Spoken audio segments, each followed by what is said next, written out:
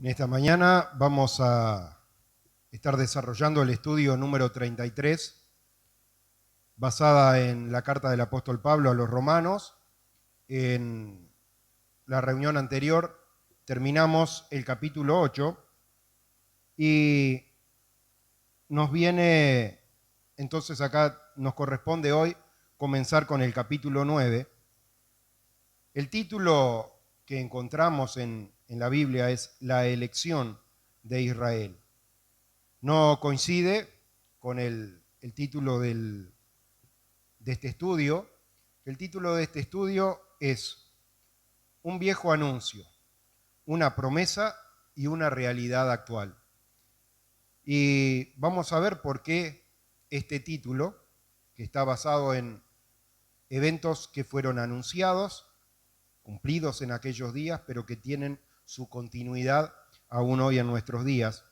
Y el apóstol Pablo comienza, capítulo 9, versículo 1, diciendo: verdad digo en Cristo, no miento, y mi conciencia me da testimonio en el Espíritu Santo. Esta sensibilidad que había desarrollado el apóstol Pablo no era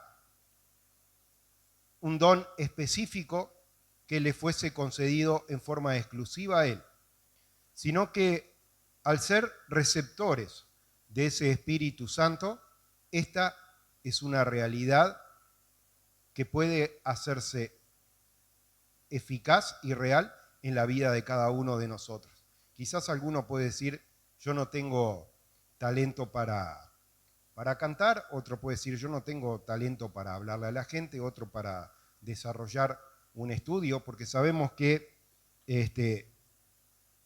la Escritura nos enseña, dice Jesús, llevando a lo alto la cautividad, dio dones a los hombres. Y dio dones de la manera que Él quiere, no los repartió proporcionalmente, a uno le dio un talento, a otro le dio 5, a otro le dio 10, pero a cada uno le dio talento. Pero ¿sabe qué?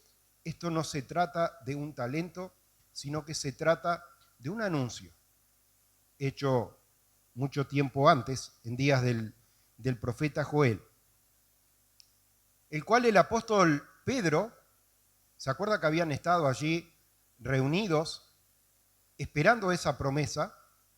Porque Jesús les había encomendado, dice, les había prometido que ese Espíritu Santo que había estado con ellos ahora iba a estar en ellos. Aguarden la promesa antes de salir y cumplir con esta comisión de llevar la palabra.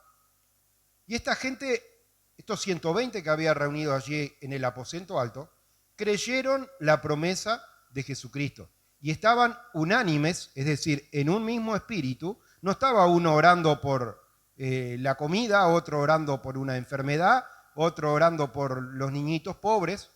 Y no digo que en su momento cada cosa tiene su lugar, pero allí estaban reunidos en la espera del cumplimiento de esa promesa que Jesús había hecho, confiando de que iba a ser derramada. ¿Y sabe qué? Vino el Espíritu Santo y llenó la vida de aquellos varones que estaban allá. No solamente Pedro, allí Pedro fue iluminado por el Espíritu, su conocimiento que tenía de las Escrituras fue clarificado, porque no hay cosa más real que cuando una palabra profética llega al tiempo de su cumplimiento y uno puede verla cumplida ahí. Y esa palabra que había sido anunciada por el profeta Ezequiel y que había sido anunciada por el profeta Joel, de que iba a haber una manifestación gloriosa de Dios en un momento donde verían visiones, soñarían sueños y sobre toda carne de los escogidos derramaría de su espíritu. Y allí se paró y pudo reconocer y dice: de esto, de lo que están viendo ustedes, ¿no? Por eso se convirtieron miles de personas en aquel día. ¿Por qué? Porque era el momento señalado por Dios. Dice: de esto es lo que profetizó el profeta Joel. El cumplimiento estaba realizándose en aquellos días. Por eso el título es Un viejo anuncio, porque fue un anuncio que hizo Joel, fue un anuncio que hizo Ezequiel, una promesa, porque fue la promesa que Jesucristo le dijo, de que el Espíritu Santo estaría en ellos. Y una realidad actual, porque no fue una cosa exclusiva de lo que sucedió allí en aquellos días de Pentecostés en Jerusalén, sino que esta realidad se siguió replicando en diferentes situaciones, en diferentes personas y aún en pueblo que desde el punto de vista humano no eran pueblo de Dios, como era Cornelio y su familia, que reciben este cumplimiento. Un cumplimiento que se desarrolla en distintas etapas, porque habla acerca del recibir ese espíritu de Dios, pero también el de ver visiones. Y a Cornelio no se le ocurrió la idea de su intelecto de decir, voy a mandar a Pedro, quizás yo sea un escogido de Dios. No, no. Él tuvo una visión estando despierto a la hora 9, dice la palabra, y en esa visión, con claridad, le era indicado, ve a la casa de un Simón curtidor, a la ciudad de Jope. Fue una visión, hermano, el cumplimiento de la palabra de Joel. No solo fue para el día de Pentecostés, vemos que mucho tiempo después, para una persona que era gentil, era un romano, era un centurión, y hacía limosna y oraba y todo, pero ¿sabe qué, hermano? Dios usa diferentes instrumentos. A veces es Él quien nos intercepta.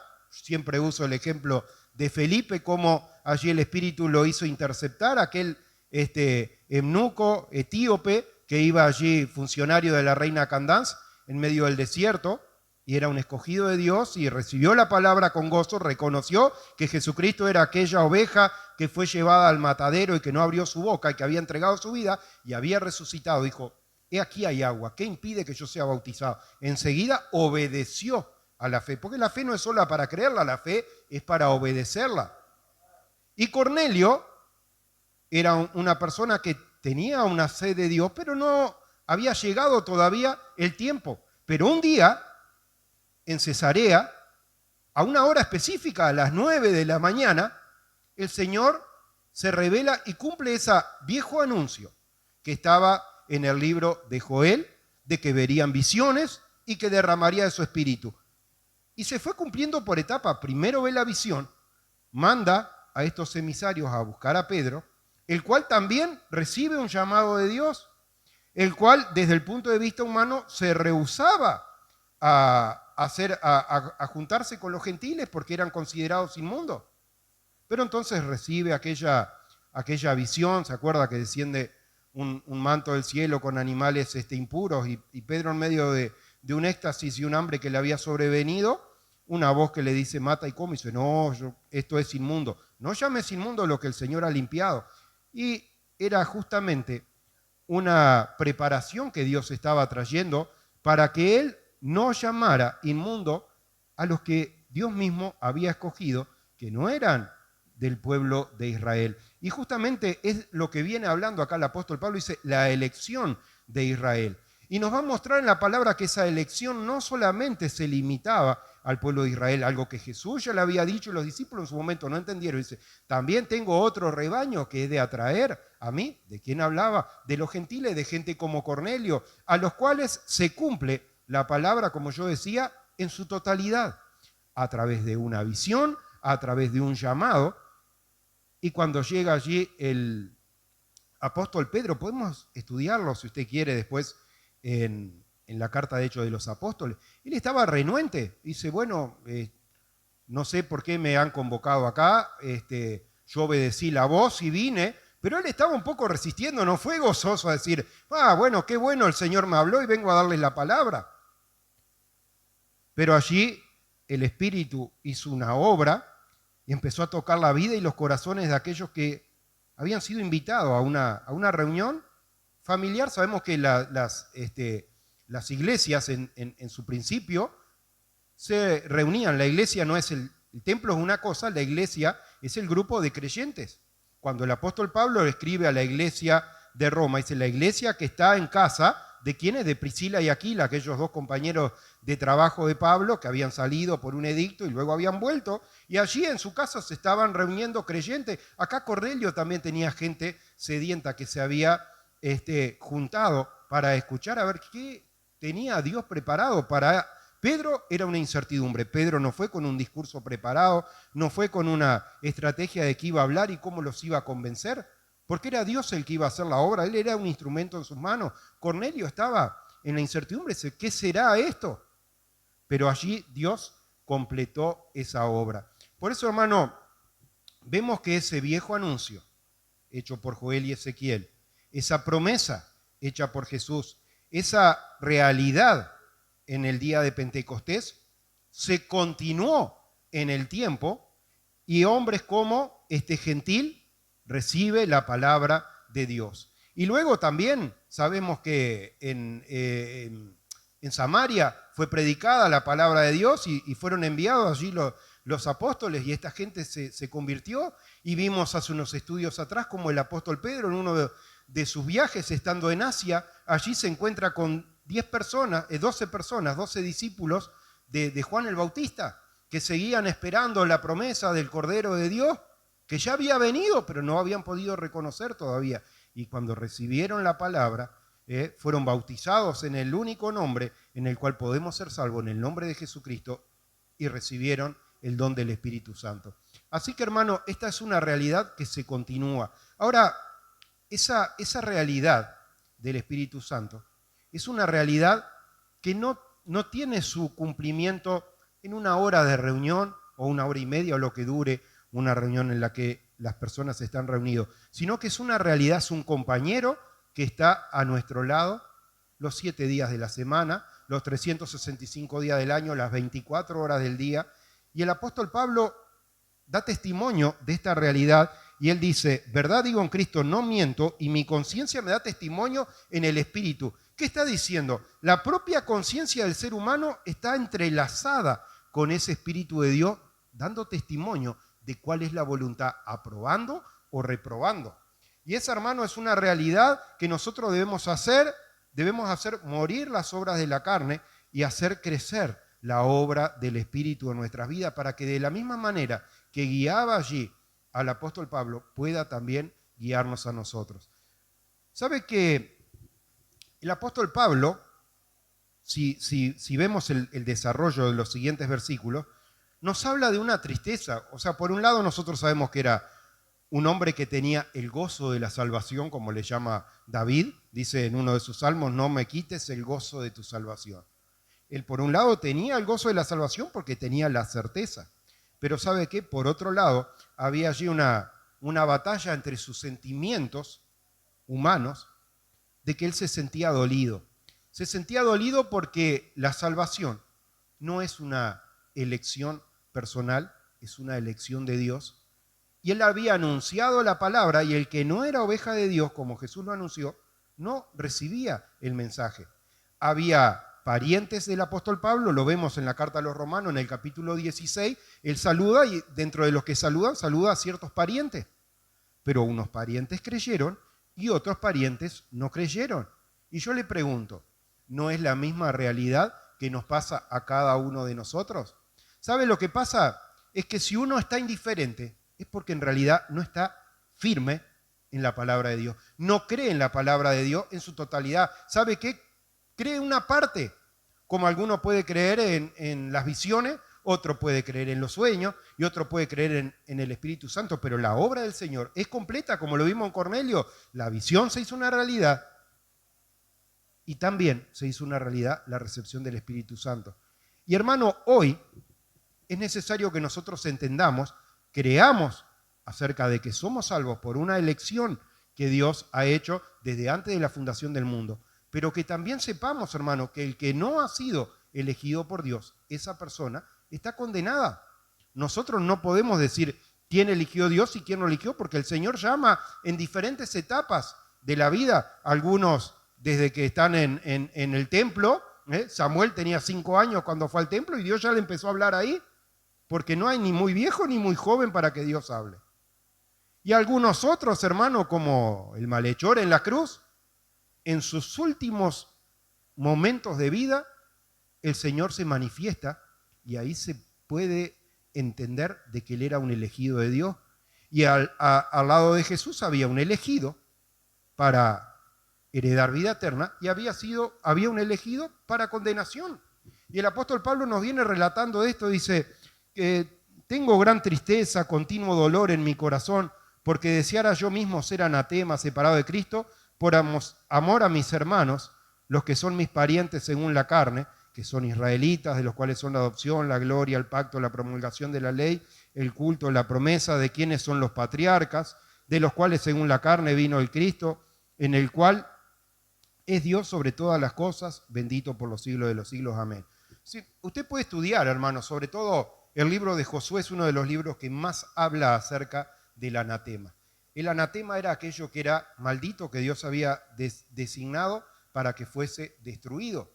Y uno puede tener su criterio, y si ese criterio está en contraposición con la voluntad de Dios, yo le digo, cuidado. Cuidado, porque si usted recuerda, Dios le habló a Samuel y le dijo, dile a Saúl que vaya y destruya esta ciudad y no deje nada, ni animales, ni personas, ni nada. ¿Y qué hizo Saúl? Quiso pensar más que Dios. Dice, no, es mejor si le perdono la vida al rey, si estos animales gordos los llevo y hago un sacrificio para agradar a Dios, pero el Señor de lo único que se agrada es de que se le sea fiel y se le sea obediente. Y Dios lo desechó, hermano, por haber querido pensar más allá de lo que está en la palabra. Cuando creemos, hermano, en la salvación, también tenemos que creer en la condenación.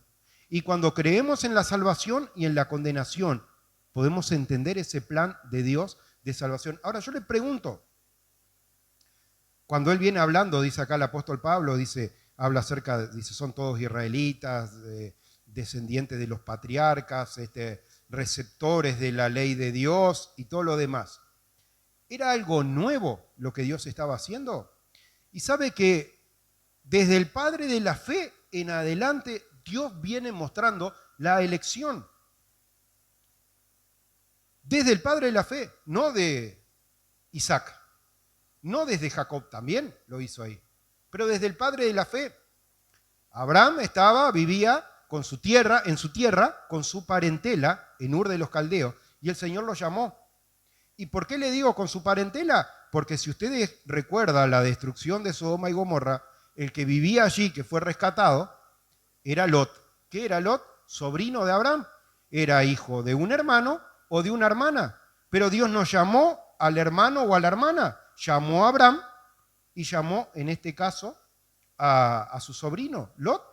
Así que desde Abraham, hermano, la elección de Dios, una elección de Dios que tiene sus planes. A veces Dios quiere perfeccionarnos y tal vez no en la comodidad de nuestro hogar, porque le mandó que se fuera de su lugar, de su tierra, donde Él iba a mostrar. Y tal vez de la parentela, que por ahí podría ser piedra de tropiezo y roca de caída. Dios conoce sus planes, pero la elección de Dios viene desde Abraham en adelante. Isaac no era el único hijo que tenía Abraham. Había otro que se llamaba Ismael. Nosotros hemos estudiado ya, acá en la carta de los Romanos, dice alegoría de Sara y Agar, porque justamente eran la madre de estos dos hijos, de Isaac y de Ismael. Una era esclava, la otra era libre. Entonces nos hizo todo un desarrollo que si usted tiene interés, vuelva, yo no me quiero extender, vaya a los estudios anteriores y eso está cubierto en uno de esos estudios. Pero ¿sabe qué? Dios entonces, de entre otros hermanos, elige a Abraham. De entre dos hermanos, Isaac e Ismael, elige a Isaac. E Isaac tiene dos hijos, pero en este caso no eran hijos de diferentes madres, que uno fuera esclavo y otra fuera libre, eran gemelos. Y desde el vientre de la madre allí se batallaban, dice, porque había dos naciones en aquellos vientres. Pero dice la palabra de Dios, a Jacob amé, mas Esaú aborrecí. Hermano, una vez más nos muestra el propósito de la elección de Dios. Una elección, hermano, que no es una doctrina nueva, no es un invento del apóstol Pablo como nosotros lo hemos podido estudiar, sino que lo podemos ver reflejado desde el primer libro de la Biblia, donde Dios elige. Donde Dios elige a Caín, elige a Abel sobre Caín, y sigue con los patriarcas, hermano, y sigue David, tenía, esto es parecido, ¿no?, a la parábola del hijo despilfarrador, del hijo pródigo. Dice, un hombre tenía 2 hijos. Acá el padre de Abraham, que no me acuerdo, no sé si no era Nacor, pero no me acuerdo, tenía por lo menos 2 hijos. Dios eligió a Abraham. Abraham tenía 2 hijos. Dios eligió a Isaac. Isaac tenía 2 hijos. Y Dios eligió a Jacob. La elección de Dios es una realidad de la cual el apóstol Pablo viene hablando acá, viene hablando de parientes en la carne. Había algunos que creían, lo podemos ver en el capítulo 16 de Romanos, donde él se refiere a algunos de sus parientes, pero había otros que no creían, y para ese que no cree, hermano, si no es de Dios, está condenado. Así que, hermano, nosotros debemos conocer estas realidades, porque a veces estamos enfrascados en el día a día, en hoy voy a almorzar tal cosa, mañana voy a ir a tal lado, y nuestra proyección de futuro es muy cortita. Pero, hermano, nosotros debemos saber de que va a pasar el cielo y va a pasar la tierra, pero la palabra de Dios permanece, y de que hay una elección desde antes de la fundación del mundo y está desarrollándose. Dios está interceptando y Dios está llamando a los que son de Él.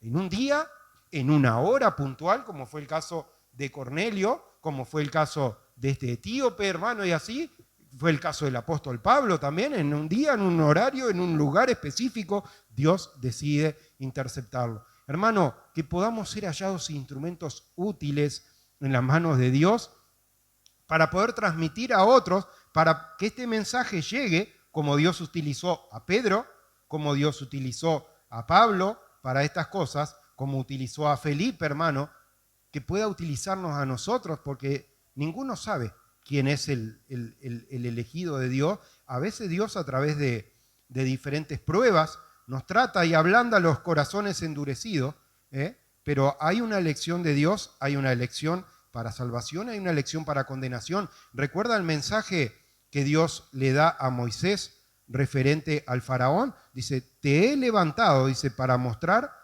en ti mi poder, porque él se opuso, ¿se acuerda? Desde un principio allí hacía un prodigio, tiraba la vara a Aarón y venían los magos allí, trataban de imitar los mismos milagros que Dios estaba haciendo. ¿Por qué? Porque el corazón se había endurecido. Les decía, bueno, los dejo ir, pero después cambiaba de parecer, y aún en la última plaga los dejó ir, pero después cambió de parecer y los salió a perseguir. Hermano, ¿por qué? Porque Dios había decidido mostrar su poder en esta persona que era un elegido para condenación, hermano. Así que cuando entendemos estas realidades, hermano, estamos cada uno en nuestro lugar y debemos estar en la condición que nos corresponde.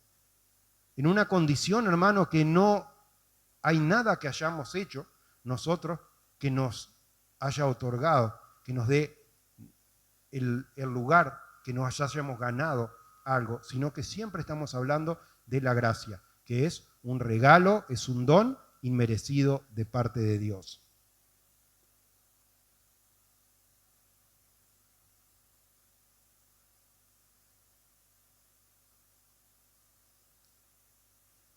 Versículo 8, esto es, no son hijos según la carne los hijos de Dios, sino los que son hijos según las promesas, son contados como descendientes. Porque la palabra de la promesa es esta, por este tiempo vendré y Sara tendrá un hijo. Y no solo esto, sino también cuando Rebeca concibió de uno, de Isaac nuestro padre, pues no habían aún nacido Jacob y Esaú, ni habían hecho aún ni bien ni mal para que el propósito de Dios, conforme a la elección, permaneciese. No por las obras, sino por el que llama. Hermano, no sea rebelde a lo que la palabra de Dios en uno, en otro y en otro lugar nos está mostrando. Nos cuesta entender, queremos pensar más allá de lo que está escrito, pero hermano, a la ley y al testimonio. Se le dijo, el mayor servirá al menor, como está escrito, a Jacob amé, mas Esaú aborrecí. ¿Qué pues diremos? ¿Que hay injusticia en Dios? En ninguna manera, pues a Moisés dice, tendré misericordia del que yo tenga misericordia y me compadeceré del que yo me compadezca. Ya si usted recuerda la historia, Moisés en un cierto momento se puso un poco bellaco, quiso contender con Dios. Dice, te pido ahora que perdones a tu pueblo y si no, ráeme de tu libro que tú has escrito, de ese libro de la vida. Y Dios le respondió esto, dice, tendré misericordia del que yo tenga misericordia y me compadeceré del que yo me compadezca. ¿Por qué? Porque es un regalo de Dios, hermano, no es un merecimiento. Nosotros no podemos venir y ponerle condiciones a Dios, hermano, sino que nos para que mi nombre sea anunciado en toda la tierra. Salteamos al verso 20, así no me extiendo demasiado, porque viene haciendo todo un desarrollo que yo ya di la explicación. Dice, mas antes, oh hombre, ¿quién eres tú para que alterques con Dios? Dirá el vaso de barro al que lo formó, ¿por qué me has hecho así? ¿O no tiene potestad el alfarero sobre el barro para hacer de la misma masa un vaso para honra y otro para deshonra? Y sabe que Dios a veces nos explica muy gráficamente estas cosas. Envió allí a Jeremías a la casa del alfarero y lo hizo sentar como uno cuando está en una clase y se sienta a aprender. Se sentó a mirar cómo trabajaba. Y si mientras el alfarero trabajaba, aquel vaso que estaba formando se rompió y tomó aquel barro, lo volvió a amasar, hizo una cosa diferente. Así, hermano, es Dios con nosotros. Pudo contemplar de que de una misma pila de barro hacía vasos de honra y hacía vasos para deshonra. Y eso, hermano, nosotros debemos entenderlo, debemos aprender a no contender con Dios, hermano, y a estar en el espíritu que corresponde, un espíritu de agradecimiento cuando entendemos estas cosas, cuando entendemos esa elección, hermano, de Dios, como la hemos visto en todos estos ejemplos, hermano, que yo quería que usted hoy tuviera la certeza, pero también el cimiento bíblico para entender de que la elección de Dios viene manifestándose y viene siendo testificada desde las primeras personas allí que estuvieron en el Antiguo Testamento, y continúa esa elección de Dios llamando a quien Él quiere. Que el Señor bendiga a cada uno.